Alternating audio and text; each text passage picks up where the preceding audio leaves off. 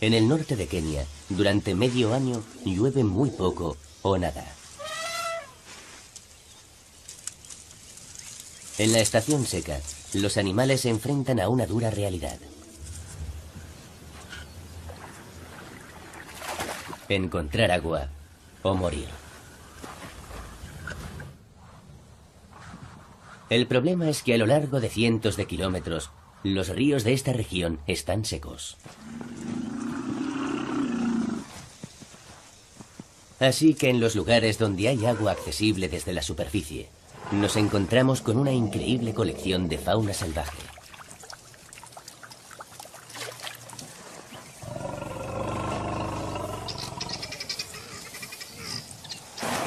El agua es vital, y cuando se trata de beber, incluso los enemigos más acérrimos declaran una incómoda tregua. Pero estos abrevaderos no existirían si no fuera por una especie en particular. Nosotros. Al lado de la piedra es un buen sitio. Vamos a cavar antes de que haga más calor. Sí.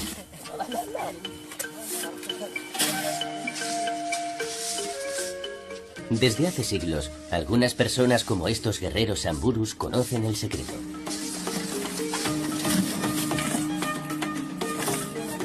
En ciertos puntos, debajo de la arena, el sustrato rocoso mantiene el agua cerca de la superficie. De modo que mientras el resto de África Oriental está seco, aquí saben cómo encontrar agua fresca.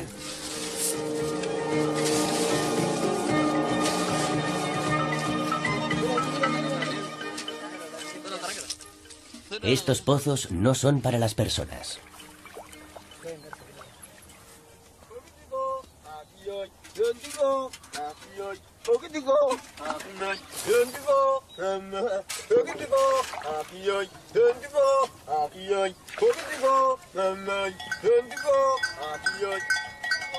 Los samburus han recorrido a pie más de 160 kilómetros para que su ganado pueda sobrevivir a la estación seca.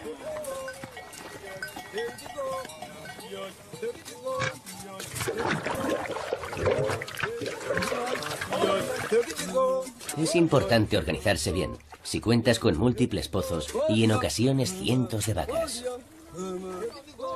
De manera que cada pastor gestiona su propio pozo y canta su propia canción.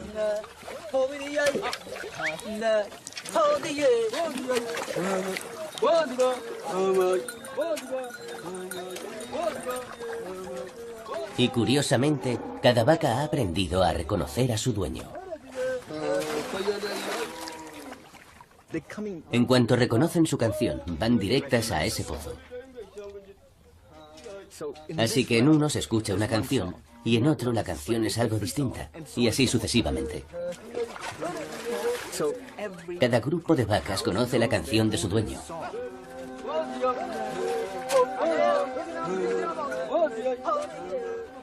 Tienen buen oído.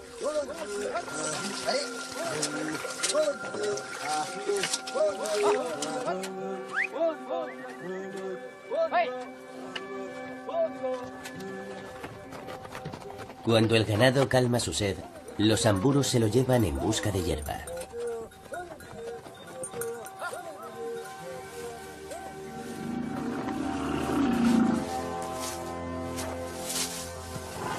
Una vez que se han marchado, los animales salvajes ocupan los pozos.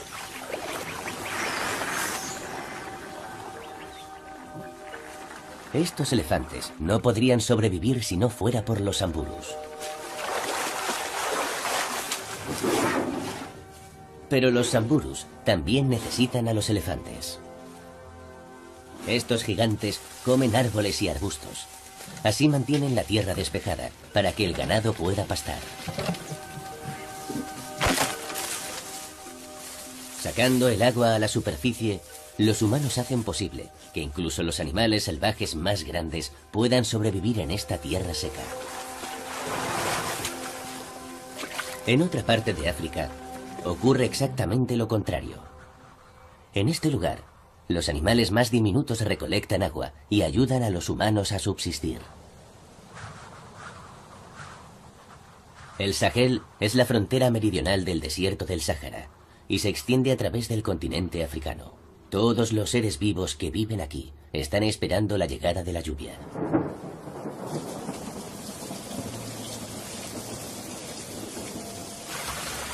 El agua tiene sus ciclos.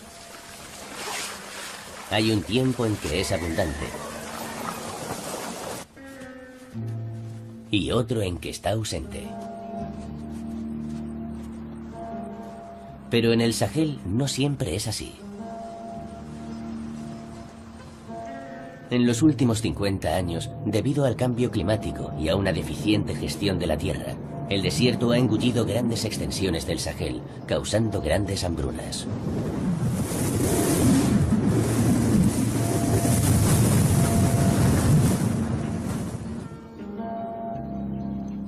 El pueblo de Gorga prácticamente fue destruido por el desierto, hasta que un hombre tomó cartas en el asunto.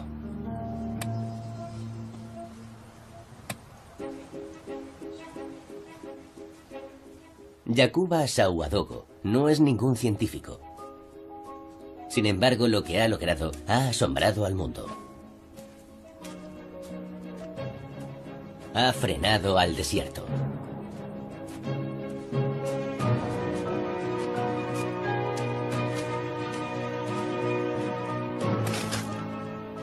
Hace casi 40 años, tras una dura hambruna, Yakuba empezó a cultivar en el peor momento de la estación seca, cuando no crece nada. No parecía de sentido común, y todo el mundo, incluido el jefe local, pensó que se había vuelto loco. La gente criticaba tu trabajo. Decían que lo que hacías no estaba bien y que iba en contra de las reglas. Pensaban que era una locura, que te estabas volviendo loco. Decían que amenazaba nuestras tradiciones. El jefe de mi propia familia dijo lo mismo. Pero esas críticas no me hirieron. Todo el mundo se reía, pero yo no dije nada.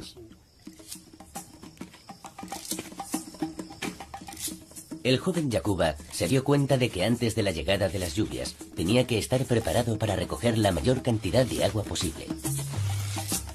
Picando la tierra dura como el hormigón, Yakuba excavó varios agujeros y los rellenó con excrementos y basura. Sin saberlo, iba a contar con un inesperado aliado.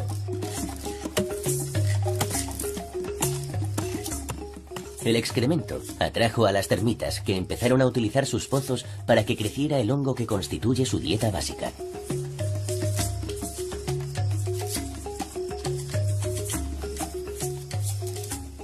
Y al hacerlo, excavaron una red de pequeños túneles en la tierra, que ayudaron a Yakuba a cumplir su objetivo. Cuando llegan las lluvias, los túneles de los nidos de las termitas retienen el agua e impiden que se pierda. El agua entra en los túneles y se queda allí. Y eso enriquece mucho el suelo. Cuando por fin llegaron las lluvias, Yakuba luchó por retener hasta la última gota de agua.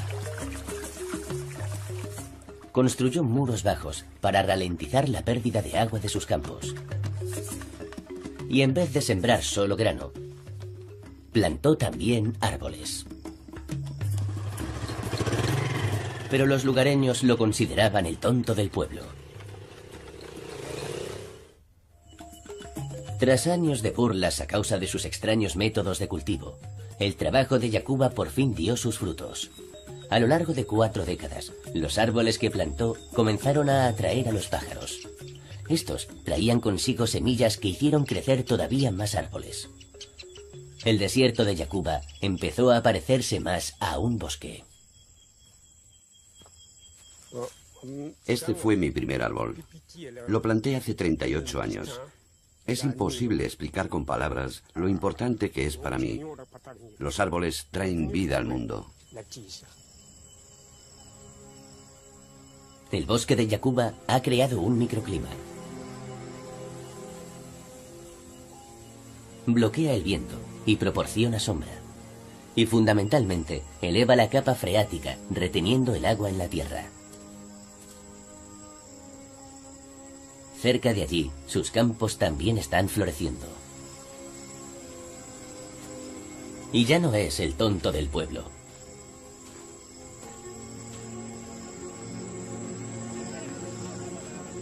Yakuba es el héroe local.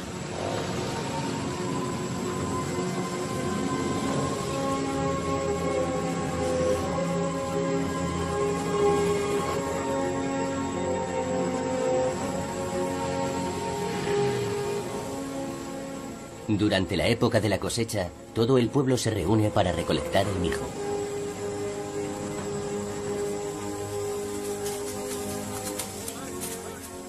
Cosechan lo suficiente como para autoabastecerse. Las ideas de Yakuba han tenido tanto éxito que sus métodos se enseñan actualmente en todo el Sahel y recientemente han ayudado a Níger a superar una hambruna.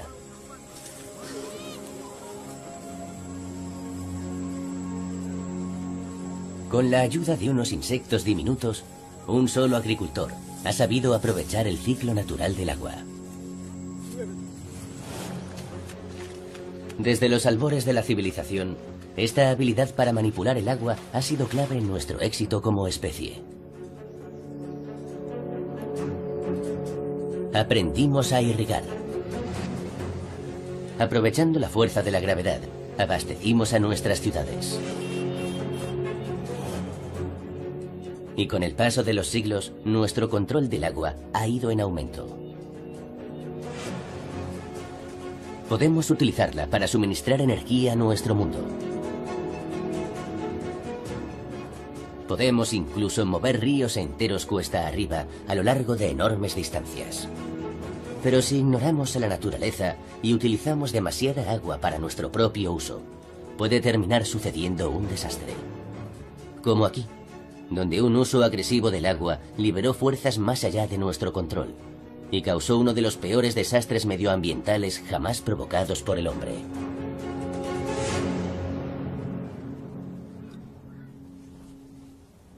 Hace solo varias décadas, Moñak, Uzbekistán, era el puerto principal del cuarto lago de agua dulce más grande de la Tierra. Era tan grande que lo llamaban mar. Pero hoy, estos niños nunca lo han visto con agua.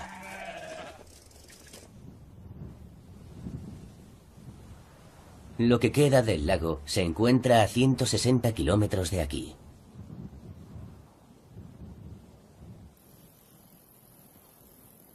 El mar de Aral tenía la mitad del tamaño de Inglaterra. Los barcos de pesca capturaban en torno a 10.000 toneladas de peces en sus aguas cada año.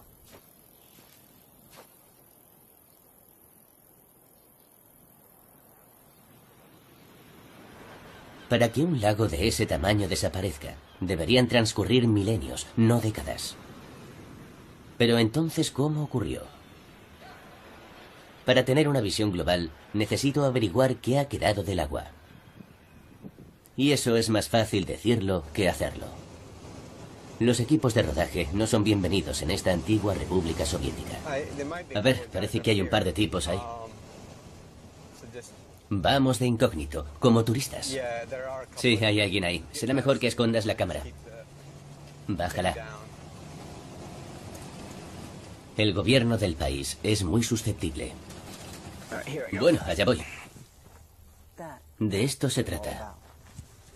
Y niega que obligue a niños en edad escolar a trabajar en los campos de algodón. Aquí está. Tengo una bola de algodón. El algodón es la razón por la que el mar de Aral se ha secado. En los años 60, los líderes soviéticos querían que esta región se convirtiera en el principal exportador del mundo de este oro blanco. Así que los ingenieros desviaron los dos únicos ríos grandes que nutrían el mar de Aral para convertirlos en canales de riego. Pero el secado de los ríos no explica el nivel y el ritmo de destrucción. Liberamos otras fuerzas. Y la prueba debería estar en la orilla.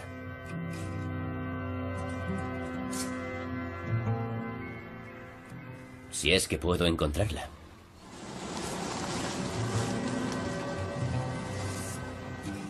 Nos estamos adentrando en el lecho de este lago seco, intentando llegar hasta el agua. Y llevamos horas y horas conduciendo en esta especie de llanura vacía y seca.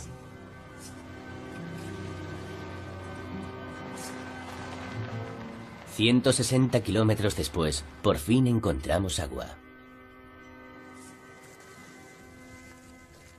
Vaya. Ese es el aspecto que debería tener.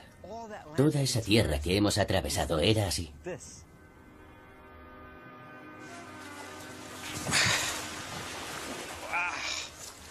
Madre mía, el agua demuestra lo que ha sucedido aquí. Madre mía. Si la pruebo, esta agua no sabe como la de ningún otro mar. Es espantosa. Está súper salada. Hace 50 años, el mar de Aral era casi tan dulce que se podía beber de sus aguas. Hoy es 3 veces más salado que cualquier océano.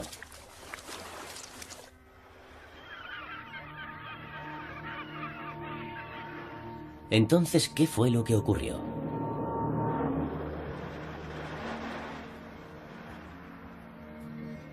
Fue la mano del hombre la que empujó literalmente al mar.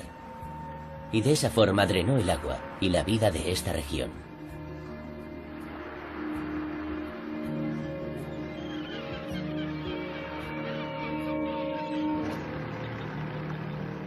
Todo comenzó en la década de 1970.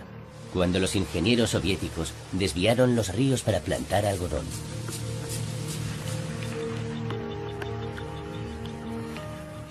Al entrar menos agua y con el calor del sol, el mar comienza a evaporarse. Cuando el lago comenzó a descender, todas las plantas de la orilla se empezaron a secar. Sin esa resistencia, el viento barrió este territorio. El viento aumenta la evaporación. Eso significa que el nivel del agua descendería más rápido, dejando al descubierto el lecho del lago, una corteza de sal. El viento arrastra esta sal, que envenena a la tierra y a las plantas, y puede llegar hasta a 500 kilómetros de aquí.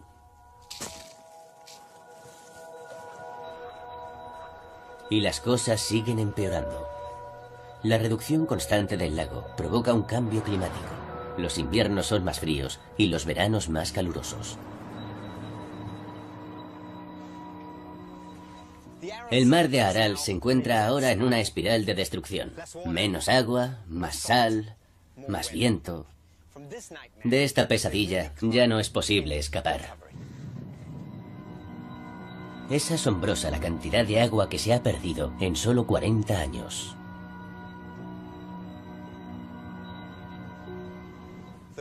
Ahora el nivel del agua está por aquí, pero cuando yo nací, quedaba más arriba de mi cabeza, 6 pisos por encima de mi cabeza. En un futuro próximo, no seremos capaces de recuperar toda esa agua dulce. Y probablemente nunca volveremos a ver a los cientos de especies de peces, aves y mamíferos que desaparecieron, algunos para siempre.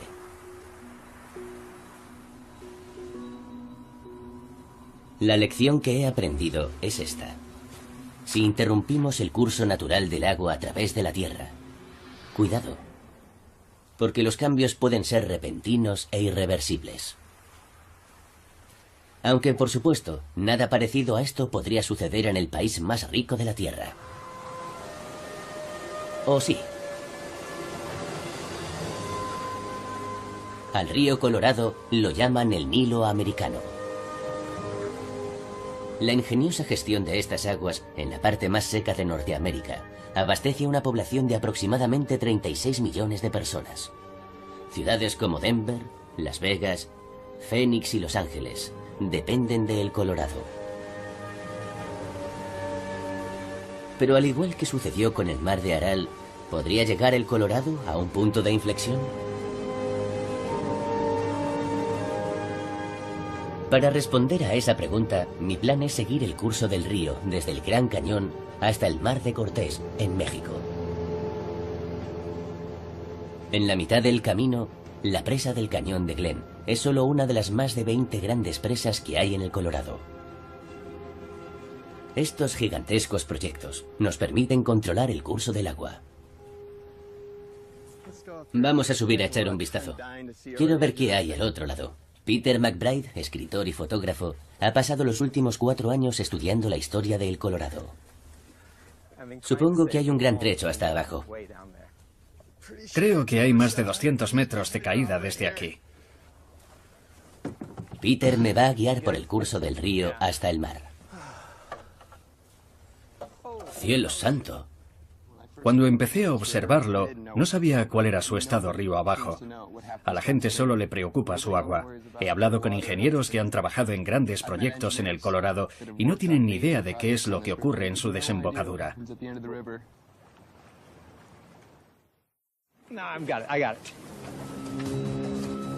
Mi misión es comprender qué impacto produce nuestro uso del agua en la naturaleza. Vamos a seguir el curso del río Colorado a través del Gran Cañón, hasta el Mar de Cortés, en México.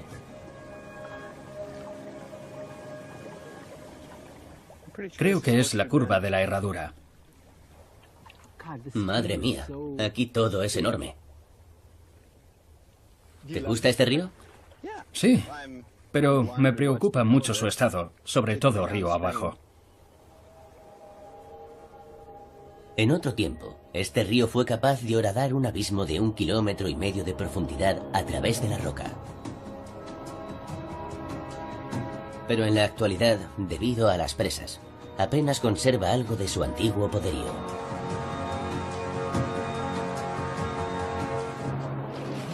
Recorrerlo en kayak es demasiado lento, así que vamos a ir en coche una parte del camino. Te presento a la bestia.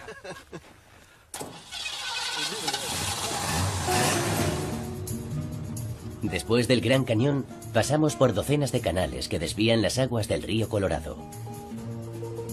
Su agua se bombea colina arriba hacia Phoenix, Tucson y Los Ángeles.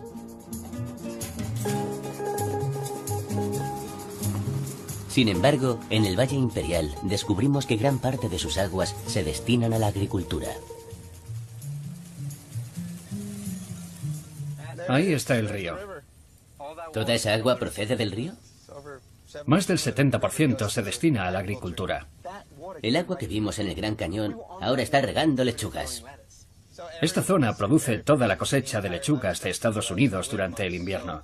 Así que nos estamos comiendo el río Colorado. ¿Hay que comer? Sí, claro.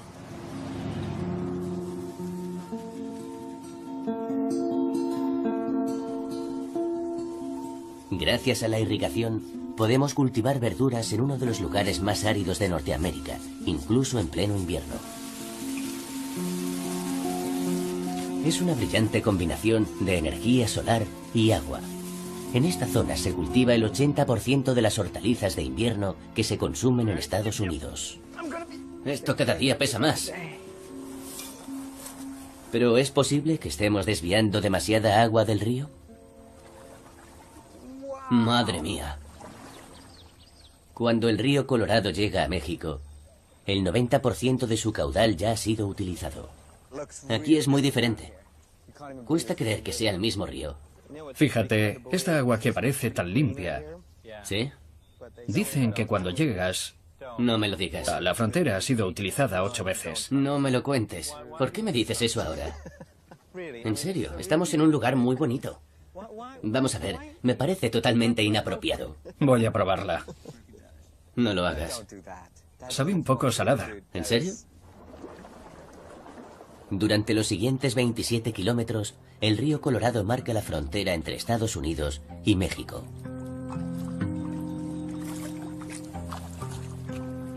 La presa Morelos, en México, es la última desviación del curso del Colorado. Ahí acaba, ¿no? Eso es el final. Eso es. ¿Por qué está tan bajo el nivel? Ya no hay más agua. Gracias a un tratado, México tiene derecho a utilizar el último 10% del río para su propia agricultura. ¿Llevas tu equipo? Sí. Más allá de la presa de Morelos, nuestras canoas son demasiado grandes para el exiguo caudal del río, así que las hemos cambiado por unas balsas portátiles. Todavía estamos a 150 kilómetros del Mar de Cortés. De verdad, me cuesta mucho creer que estemos en la parte baja del río Colorado. La mayoría de los ríos se agrandan al llegar a su desembocadura, pero en este pasa lo contrario. Se estrecha cada vez más. Hace 100 años, los barcos de vapor navegaban por este mismo canal. ¿En serio?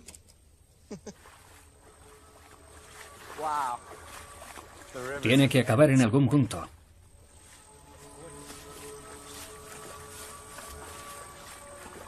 Mira eso. Parece que hemos llegado al final.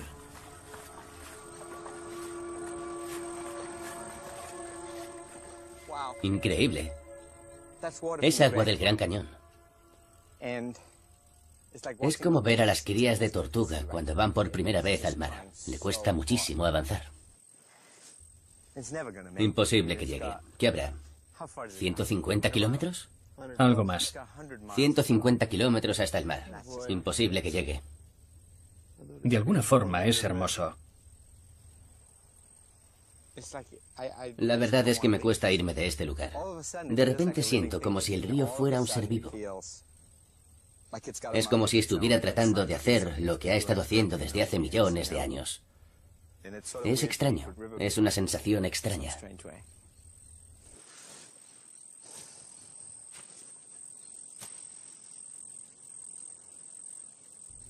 Bueno. Tal como estaba previsto, vamos a seguir el viejo cauce del río hasta el Mar de Cortés. Con agua o sin ella. Este fue una vez el mayor estuario de Norteamérica. Y mira ahora. Esta es la historia de una elección. Alimentar a una nación tenía un precio. Hace un siglo, había cerca de 8.000 kilómetros cuadrados de humedales en este mismo lugar. Era el hábitat de un sinfín de aves y mamíferos. Incluso los jaguares cazaban por aquí. En este delta, pescaban y cazaban unos 20.000 nativos americanos. Ahora todo se ha secado. Ha desaparecido. Lo que más me choca, como supongo que le ocurrirá a la mayoría de la gente, es que no sabía que esto es lo que hemos elegido. Si el Gran Cañón se secara, la gente se enfadaría, se indignaría. Sí. Sin embargo, esa misma gente no es consciente de que este es el mismo río. Exactamente el mismo. Y en cierto modo eso me indigna. ¿Cómo hemos sido capaces de llegar a esto? El río Colorado ha llegado hasta el mar durante 6 millones de años y desde finales de la década de los 90 no ha llegado ni una sola gota, ni una sola. Delante de nuestros ojos. Es cierto. ¿Qué calor hace? Es un horno. Lo que ha ocurrido aquí es deprimente. ¡Qué calor! No puedo ni pensar con claridad. Ya. Voy a desfallecer. Sin embargo, hay esperanza.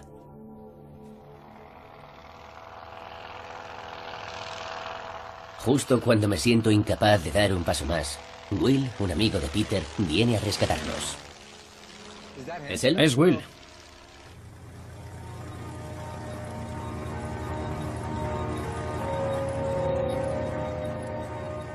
Y nos lleva a un lugar mágico.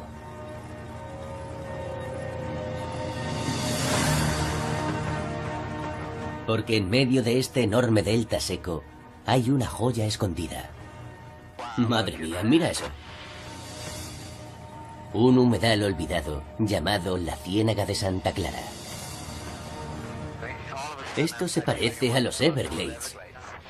No había visto tanta agua desde el Gran Cañón. Así debía de ser toda la zona hace 100 años.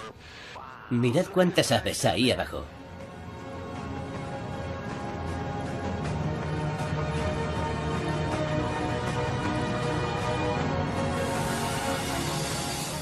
La ciénaga está formada por 16.000 hectáreas de magníficos humedales.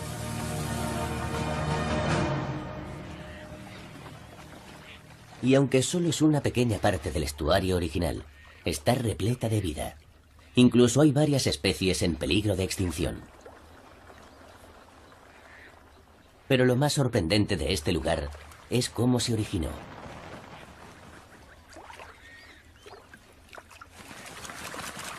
La ciénaga es fruto de la casualidad. En la década de 1970, la industria agrícola del norte necesitaba un lugar en el que bombear el agua que era demasiado salada y estaba cargada de sustancias químicas perjudiciales para el cultivo. Así que excavaron un canal y vertieron el agua en la arena estéril del desierto. En un periodo de 30 años, la naturaleza obró el milagro. Semillas de totoras transportadas por el viento empezaron a germinar en las aguas estancadas. Sus raíces bombearon oxígeno a la tierra, que a su vez alimentó a los microbios que eliminan las sustancias nocivas del agua. Con el tiempo, las aguas se aclararon, y pronto las aves empezaron a anidar en los cañaverales y los peces a nadar en las lagunas.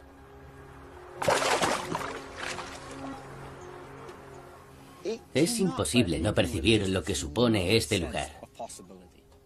Ante nosotros hay un sinfín de posibilidades.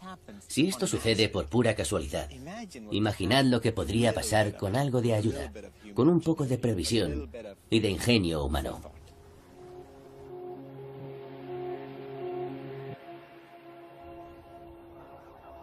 Si queremos comprobar lo que los seres humanos podemos hacer por nuestros entornos naturales, basta con echar un vistazo a una región situada en el corazón de Estados Unidos.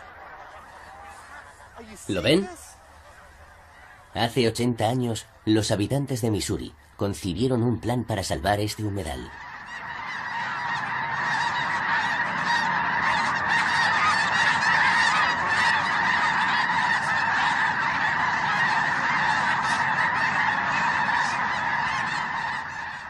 Hoy, los resultados nos permiten disfrutar de un espectáculo que se extiende por todo el horizonte.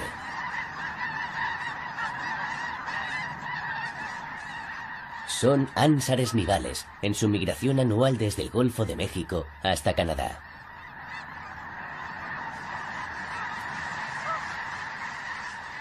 $1.200.000 aterrizan en el lago que está a mis espaldas.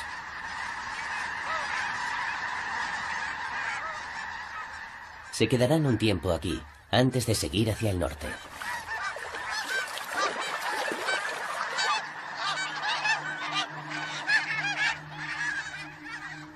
Sinceramente, todo esto que estoy contemplando aquí es uno de los espectáculos más grandiosos que he visto en mi vida.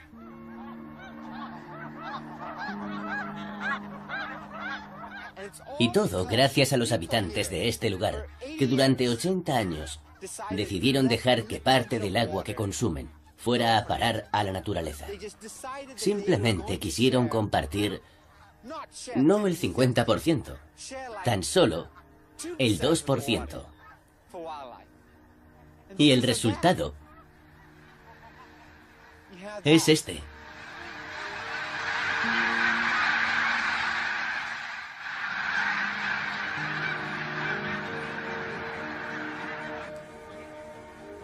El Refugio Nacional de Vida Silvestre de Squaw Creek nació en 1935, cuando los ciudadanos de este estado pensaron que Estados Unidos estaba perdiendo a sus aves migratorias. A pesar de que el país estaba en plena Gran Depresión, cavaron zanjas y construyeron presas.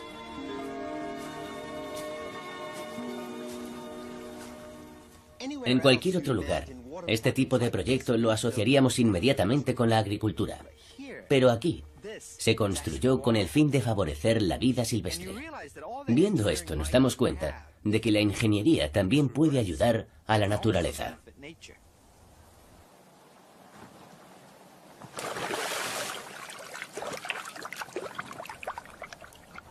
Una de las especies que más se ha beneficiado de estas desviaciones de agua es el águila calva.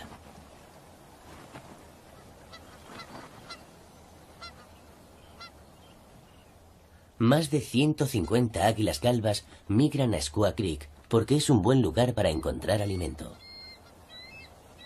Este aguilucho aún no ha desarrollado su cabeza blanca y su pico dorado característico.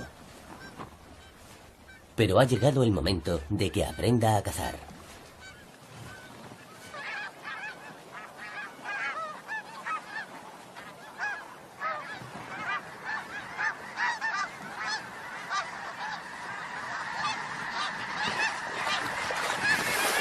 En cuanto se acerca, los ánsares levantan el vuelo.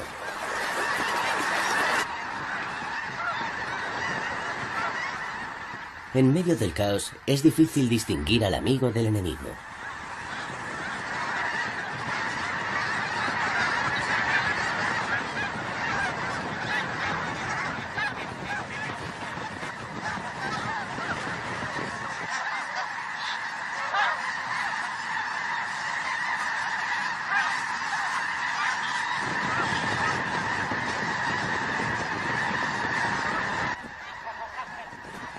El joven aguilucho aprende a fijar un objetivo en particular.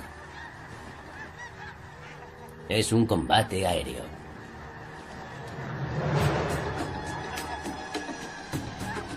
Los ánsares nivales realizan espectaculares maniobras evasivas.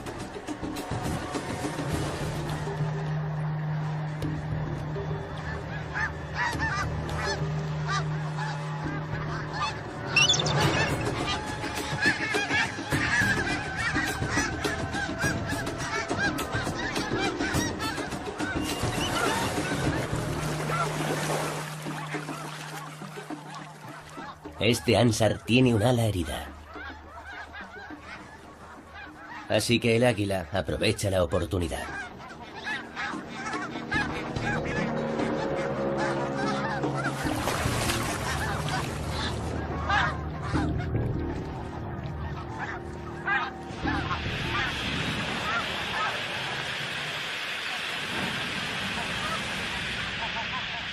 Norteamérica albergaba antaño enormes concentraciones de vida silvestre, y Squaw Creek nos muestra cómo, con relativamente poco esfuerzo, podemos recuperar algo de aquel antiguo esplendor. Lo único que necesitamos es concebir nuevas formas de restaurar el curso natural del agua.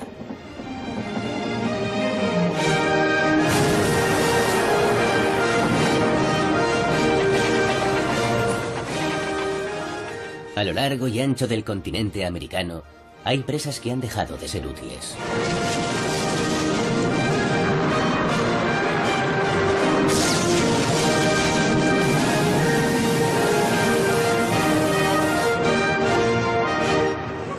Fuego.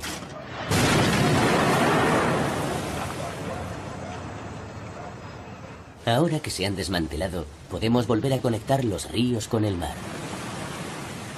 Así que especies como el salmón y la trucha arcoíris podrán remontar el río para desovar.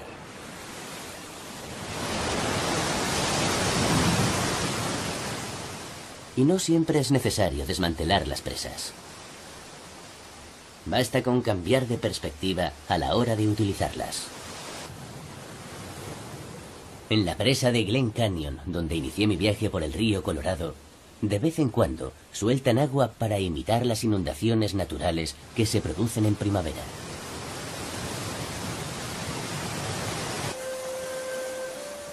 El aumento repentino del caudal remueve los sedimentos y crea el tipo de hábitat que existía de forma natural antes de la construcción de la presa. Unos meses después de que Pete y yo recorriéramos el delta seco del Colorado, sucedió esto.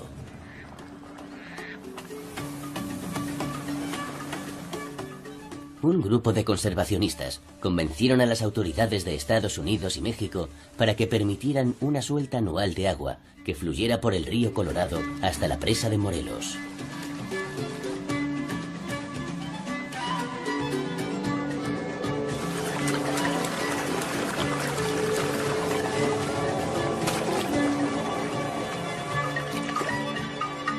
Por primera vez en más de una década, el río Colorado ha llegado al mar.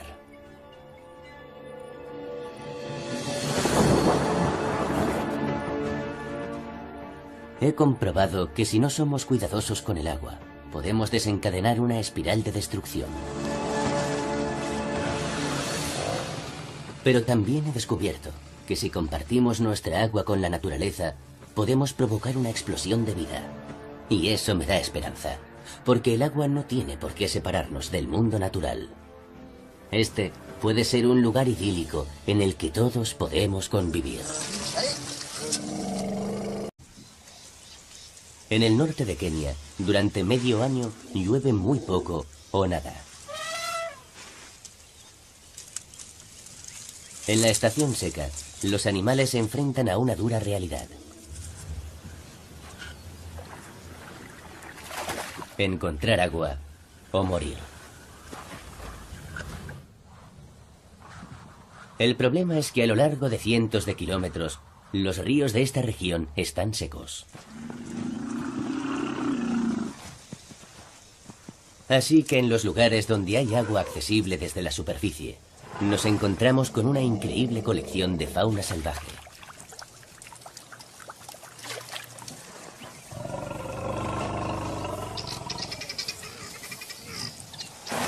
El agua es vital, y cuando se trata de beber, incluso los enemigos más acérrimos declaran una incómoda tregua.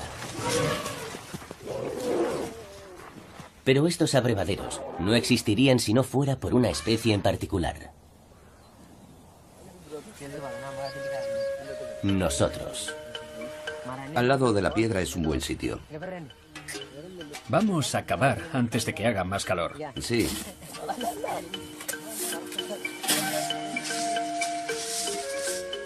Desde hace siglos, algunas runas.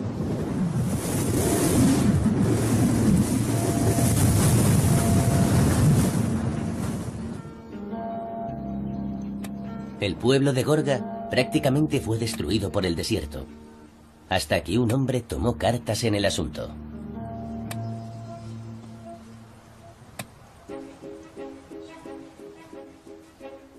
Yakuba Sauadogo no es ningún científico. Sin embargo, lo que ha logrado ha asombrado al mundo. Ha frenado al desierto.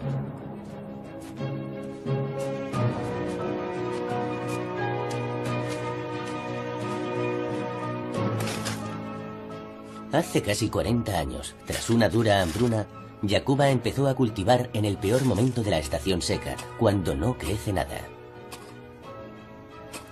No parecía de sentido común, y todo el mundo, incluido el jefe local, pensó que se había vuelto loco. La gente criticaba tu trabajo. Decían que lo que hacías no estaba bien y que iba en contra de las reglas. Pensaban que era una locura, que te estabas volviendo loco. Decían que amenazaba nuestras tradiciones. El jefe de mi propia familia dijo lo mismo. Pero esas críticas no me hirieron. Todo el mundo se reía, pero yo... Citan a los elefantes. Estos gigantes comen árboles y arbustos.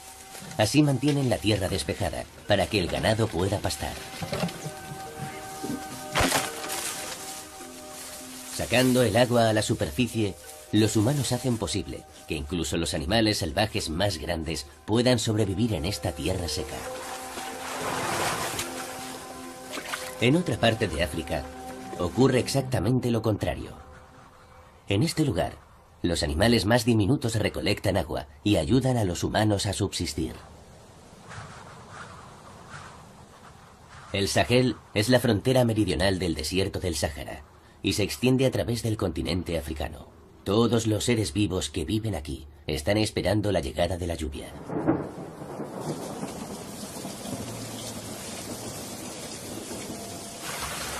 El agua tiene sus ciclos.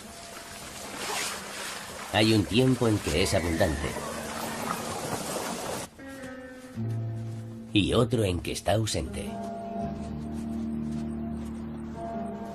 Pero en el Sahel no siempre es así. En los últimos 50 años, debido al cambio climático y a una deficiente gestión de la tierra, el desierto ha engullido grandes extensiones del Sahel, causando grandes hambrunas. Las personas como estos guerreros samburus conocen el secreto.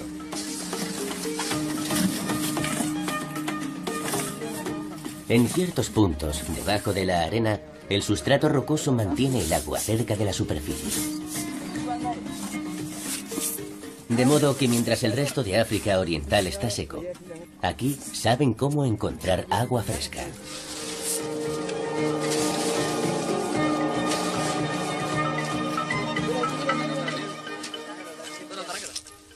Estos pozos no son para las personas.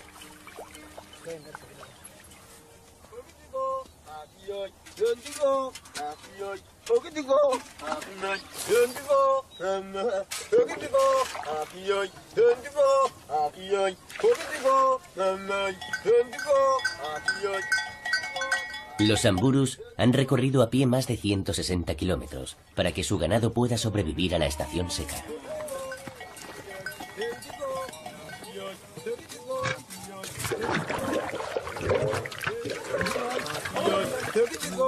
Es importante organizarse bien, si cuentas con múltiples pozos y en ocasiones cientos de vacas.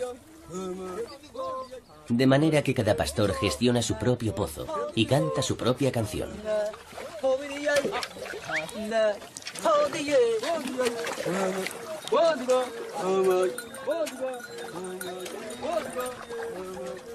Y curiosamente, cada vaca ha aprendido a reconocer a su dueño. En cuanto reconocen su canción, van directas a ese pozo. Así que en uno se escucha una canción y en otro la canción es algo distinta, y así sucesivamente. Cada grupo de vacas conoce la canción de su dueño.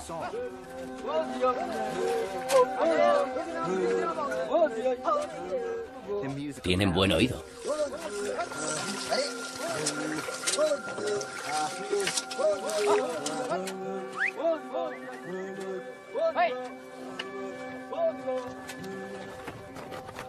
Cuando el ganado calma su sed, los samburus se lo llevan en busca de hierba.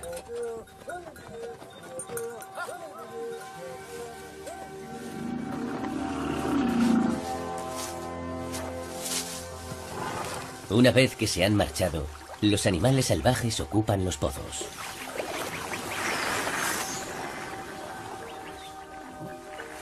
Estos elefantes no podrían sobrevivir si no fuera por los samburus.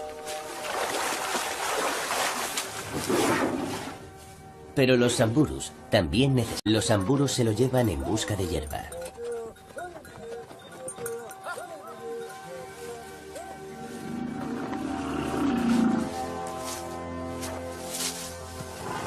Una vez que se han marchado, los animales salvajes ocupan los pozos.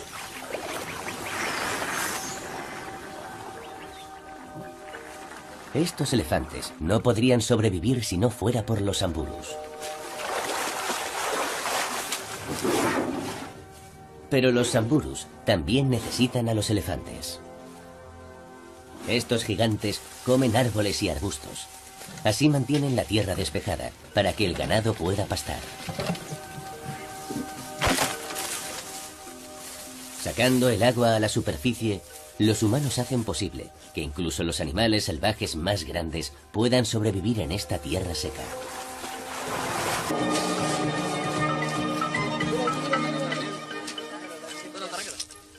Estos pozos no son para las personas.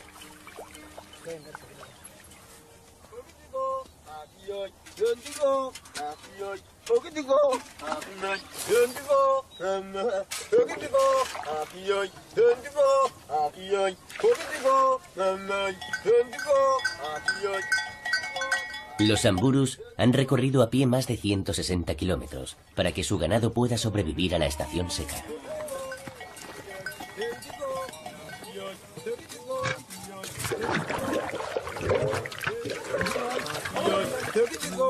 Es importante organizarse bien, si cuentas con múltiples pozos y en ocasiones cientos de vacas.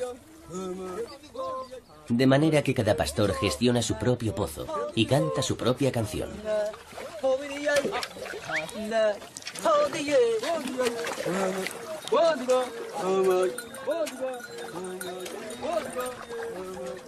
Y curiosamente, cada vaca ha aprendido a reconocer a su dueño. En cuanto reconocen su canción, van directas a ese pozo. Así que en uno se escucha una canción y en otro la canción es algo distinta, y así sucesivamente. Cada grupo de vacas conoce la canción de su dueño.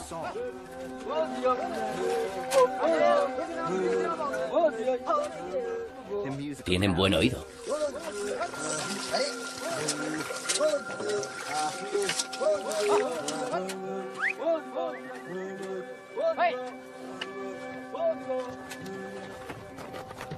Cuando el ganado calma su sed, en el norte de Kenia, durante medio año llueve muy poco o nada. En la estación seca, los animales se enfrentan a una dura realidad. Encontrar agua o morir. El problema es que a lo largo de cientos de kilómetros, los ríos de esta región están secos. Así que en los lugares donde hay agua accesible desde la superficie, nos encontramos con una increíble colección de fauna salvaje.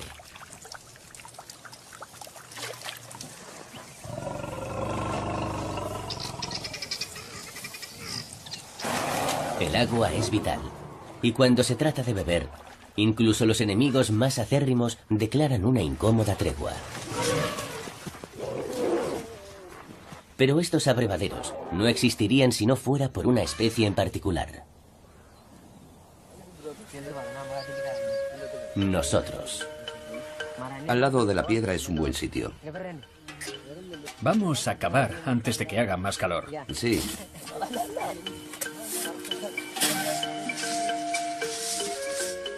Desde hace siglos, algunas personas como estos guerreros samburus conocen el secreto.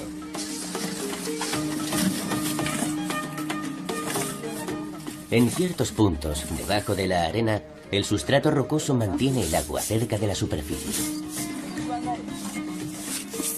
De modo que mientras el resto de África Oriental está seco, aquí saben cómo encontrar agua fresca.